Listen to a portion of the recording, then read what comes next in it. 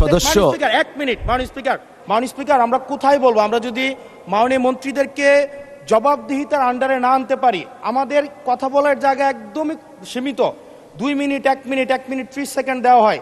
সেই জায়গায় আমরা মাননীয় মন্ত্রীদেরকে চলমান বিভিন্ন বিষয়ে আপনার প্রশ্নের মধ্যে তাদেরকে আনি। কিন্তু আমরা দেখেছি গত 2 সপ্তাহের সেশনে আমাদের এই যে তারকা চিহ্নিত প্রশ্নগুলো সংসদের কার্যপ্রণালীতে থাকলেও সেগুলো শুধুমাত্র টেবিলে দিয়ে দেওয়া হয়, যার ফলে আমরা মন্ত্রীদেরকে আমরা প্রশ্ন করতে পারি না। এবং আমি মনে করি এটির মাধ্যমে আমার অধিকার বঞ্চিত হচ্ছে, এবং আমি সম্পূরক প্রশ্ন করতে পারি না, আমি অধিকার বঞ্চিত হচ্ছি।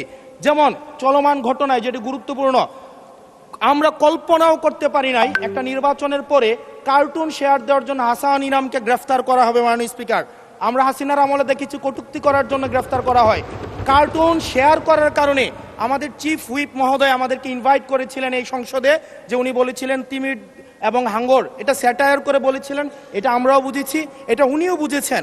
কিন্তু মাননীয় স্পিকার, দুঃখজনক বিষয় হচ্ছে যে এই কার্টুনটি শেয়ার করার কারণে আমাদের মাননীয় চিফ হুইপ মহোদয়ের এক কর্মী মামলা করেছে 25 ধারায়।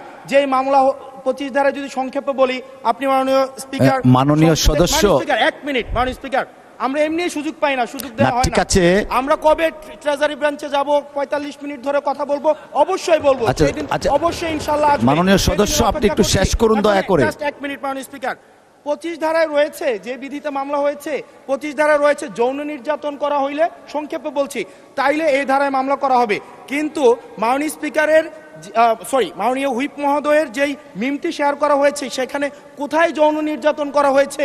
এখানে একটা মিম শেয়ার দেওয়া হয়েছে, যেখানে দেওয়া হয়েছে তিমি মাছ সবাইকে সার্ভ করা হচ্ছে। এবং এই ধরনের মামলায় আমাদের এই অভ্যুত্থান পরবর্তী সময়ে বিরোধী দল মতকে দমন নিপীড়নের জন্য গ্রেফতার করা হচ্ছে এবং জামিনও দেওয়া হচ্ছে না।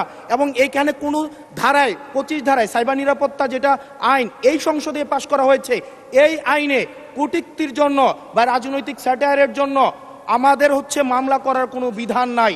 সেই জায়গাতে এই প্রশ্নগুলো আমরা কাদেরকে করব?